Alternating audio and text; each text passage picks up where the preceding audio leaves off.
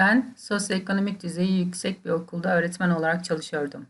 Meslek hayatımın 12. yılıydı ve kendimi eğitim ve öğretim konusunda yeterli deneyime sahip bir öğretmen olarak görüyordum.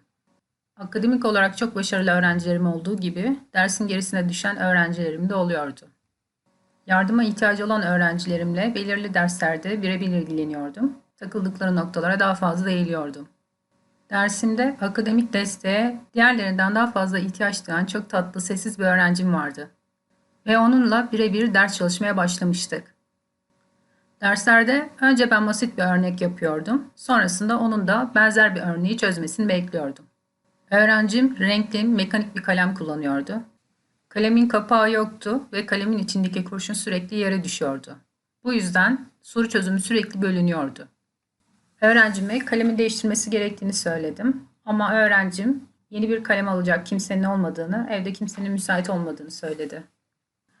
Rehber öğretmeniyle görüştüğümde evde yaşadığı sıkıntılar yüzünden öğrencinin sislerin arasında kaybolduğunu söyledi. Bunun üzerine ben de en azından benim dersimde problem yaşamaması için kalem meselesini çözmeye karar vermiştim ve yeni bir kalem konusunda ısrarcı olmuştum. Birkaç gün sonra ders öncesi öğrencim yanıma gelip heyecanla "Öğretmenim yeni bir kalem aldım." dedi. Ben de çok sevinmiştim. Artık soru çözerken öğrencimin dikkatini dağılmayacağını düşünmüştüm. Derse başladık. Ben bir soru çözdüm. Soru çözme sırası öğrencime geldiğinde kez silgi yere düşmeye başladı. Kalemin bozulması, silginin yere düşmesi aslında sisin ardında kalmış küçük bir çocuğun acil yardım çağrısıydı. Bu durum özgüvenli bir öğretmenin en çaresiz kaldığı anlardan biriydi benim için.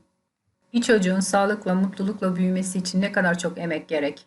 Öğrencimin yaralarını bir taraftan sarmak değerli olsa da yine de yeterli değil.